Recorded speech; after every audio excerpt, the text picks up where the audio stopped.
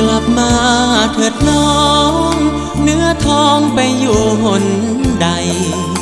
กรุงเทพแดนศรีวิไลอยู่ใส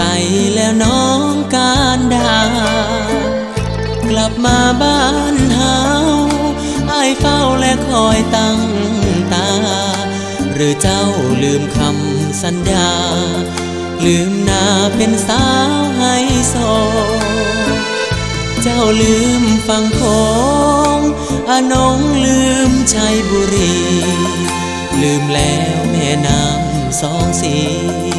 คนดีลืมส้มปลาดอเจ้าคงสุขสันต์สำราญนั่งรถเก่งโอทิ้งหนุ่มอุเทนโลโซ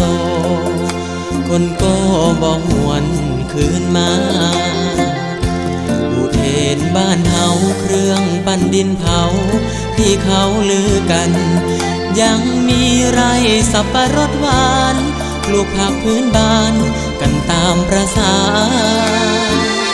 กลับเถิดคนดีอีสานเดี๋ยวนี้เขาพัฒนาคนบ้านเฮาปลูกยางพาราพี่น้องทั่วหน้าพอมีพอกินกลับมาเถิดน้องอ้ายคองคอยเจ้าอยู่บ้านไม่นานก็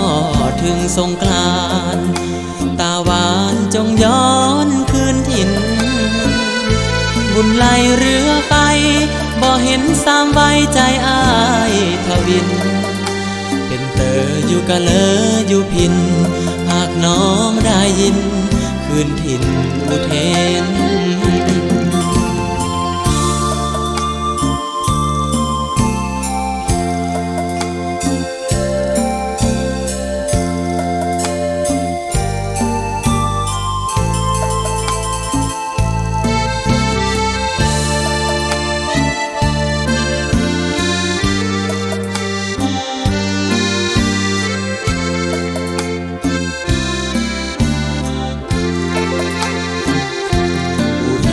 บ้านเฮาเครื่องปั้นดินเผา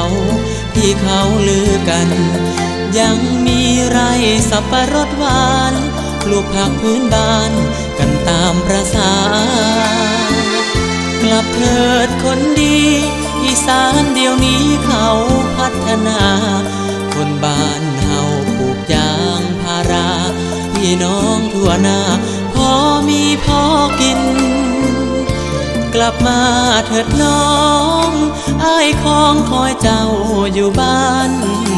ไม่นานก็ถึงสงกรานต์ตาหวานจงย้อนคืนถิ่นบุญไหลเรือไปบ่เห็นสามไว้ใจอ้ายทวิน